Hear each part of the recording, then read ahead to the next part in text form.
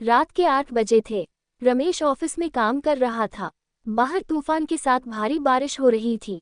रमेश एक जमीन के प्रोजेक्ट पे काम कर रहा था। काम में व्यस्त होने के कारण उसको वक्त का पता ही नहीं था।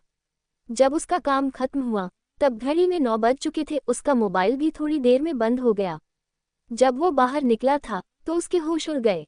काली अंधेरी रात थी, सुनसान रास्ता था और आसपास में कोई नहीं था। तूफान के साथ तेज बारिश गिर रही थी। भारी बारिश की वजह से बिजली के खंभे से सारी बत्तियां भी बुझ चुकी थी। रमेश ने जैसे तैसे करके अपना स्कूटर निकाला और अपने घर की ओर जाने लगा। कुछ देर बाद अचानक रास्ते में एक बिल्ली दिखाई दी, इसलिए रमेश ने स्कूटर को ब्रेक लगाई। लेकिन ब्रेक लगाने के बाद रमेश का स्कूटर वहीं पर ही रुक गया। रमेश को ऐसी अनुभूति हुई जैसे मानो उसका स्कूटर किसी ने जकड़ लिया हो। रमेश स्कूटर से उतरा और काफी बार प्रयास किया, लेकिन स्कूटर चालू ही नहीं हो रहा था।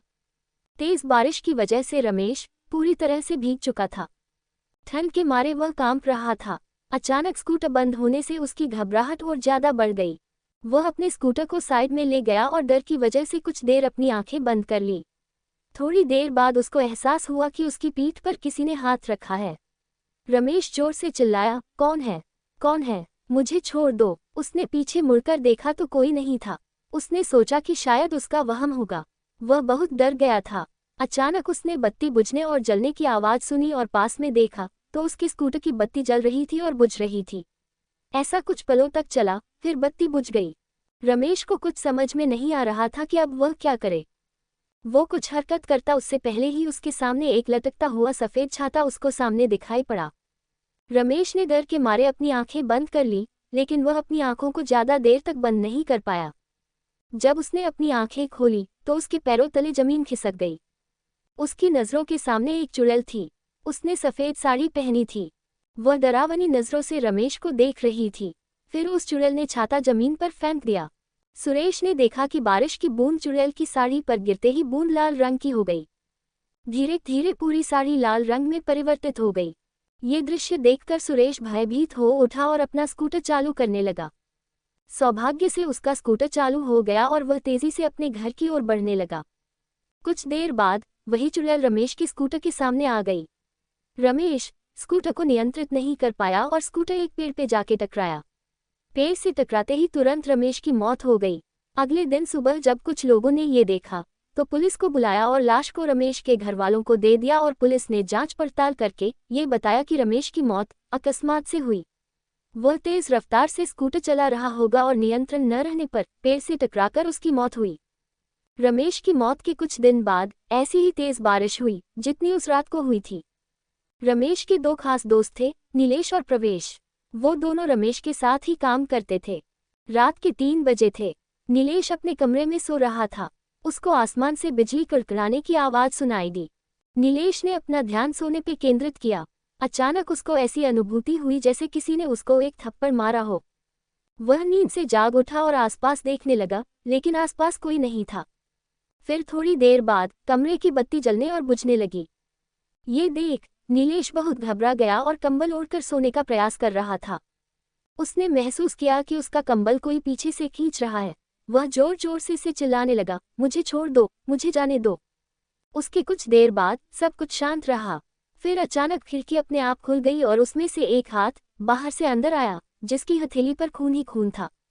उस हाथ ने कसकर नीलेश का गला पकड़ा और उसको मौत के घाट उतारकर रस्सी की मदद से पंखे के नीचे लटका दिया। अगले दिन सुबह नीलेश का दोस्त प्रवेश जब उसको बुलाने आया तब उसने ये दृश्य देखा और तुरंत पुलिस को सूचना दी। पुलिस ने जांच पड़ताल करके इसको खुदकुशी का नाम दिया और कहा कि नीलेश ने तनाव और किसी बात के दबाव में आके आत्महत्या की होगी। हम आगे इसकी ओर भी जांच करने की कोशिश करेंगे। अपने दोनों दोस्तों की मौत के बाद प्रवेश बहुत ज्यादा तनाव में आ गया। उसको मन ही मन ये लगने लगा कि अब तीसरा नंबर उसका है। उसने ऑफिस जाना भी बंद कर दिया। कुछ दिनों उसने आपको अकेले में रखा, यहाँ तक कि वह अपने परिवार के लोगों से भी ज्यादा बात नहीं करता था। कुछ दिनों बाद उसको लगा कि अब खतरा टल चुका होगा, तब वह अपनी पत्नी के साथ दूसरे शहर घूमने चला गया। कुछ दिनों तक उसने अपनी पत्नी के साथ दूसरे शहर में सैर की। कुछ दिनों घूमकर दोनों वापस अपने घर आ गए। अब प्रवेश के मन में डर का नामोनिशान नहीं था। वह आराम से जीवन व्यतीत करने लगा। दूसरे शहर घूमकर आने के बाद वह रोजाना ऑफिस जाने लगा। एक दिन ऑफिस में ज्यादा काम की वजह से उसको देर तक रुकना पड़ा। उस रात को भी तूफान के साथ भारी बारिश हो रही थी। प्रवेश अपनी कार में बैठकर घर के लिए रवाना हुआ। रास्ते में एक बड़े से खड्डे के साथ उसकी गाड़ी टकराई और कार का एक पहिया खड्डे में गिर गया।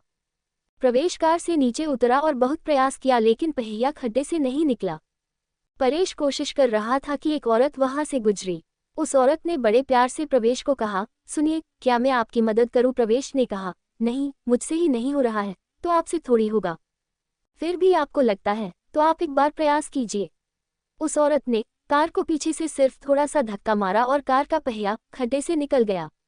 प्रवेश ने उस औरत का धन्यवाद किया और उनको पूछा, आपको कहाँ जाना है? इतनी रात को आप अकेले कहाँ जाओगे?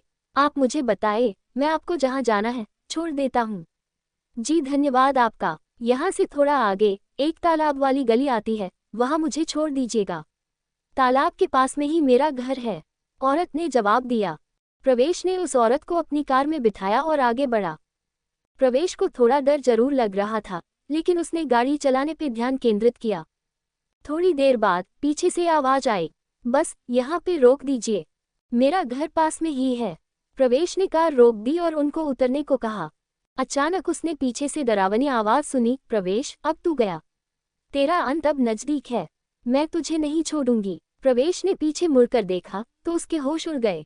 वो औरत एक खौफनाक चुड़ैल में परिवर्तित हो गई थी। उस चुड़ैल ने जोर से प्रवेश को धक्का दिया और उसको कार से नीचे गिरा दिया। फिर परेश को घसीटकर तालाब की ओर ले जाने लगी। प्रवेश बहुत चीखा और चिल्लाया, लेकिन चुड़ैल ने उसकी एक नहीं सुनी। प्रवेश ने चुड़ैल से कहा, कृपया मुझे छोड़ दो, मुझे जाने दो, मैंने आपका क्या बिगाड़ा है? प्रवेश, तू आज मेरे हाथों से ही मरेगा।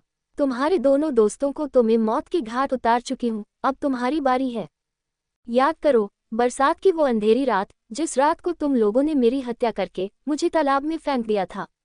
जिस जमीन ने मुझे और मेरे माँ बाप को रोजी रोटी दिलाई थी, वह जमीन तुम तीनों हड़पना चाहते थे और उस जमीन पे शराब की फैक्ट्री लगाना चाहते थे। जब मैंने और मेरे पिताजी ने हस्ताक्षर करने से मना कर दिया, तो तुम पापी दरिंदों ने मेरी और मेरे पिता की हत्या कर दी और दोनों को तालाब में फेंक दिया।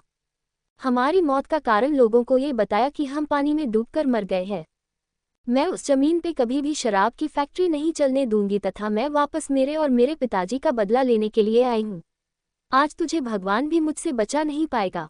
कहकर चुड़ैल ने जोर से धक्का दिया और प्रवेश को तालाब में गिरा दिया और पानी में डूबकर उसकी तुरंत मौत हो गई। फिर चुड़ैल अदृश्य हो गई। दूसरे दिन किसी ने प्रवेश की लाश को पानी में बहते हुए देखा तो तुरंत पुलिस को संपर्क किया।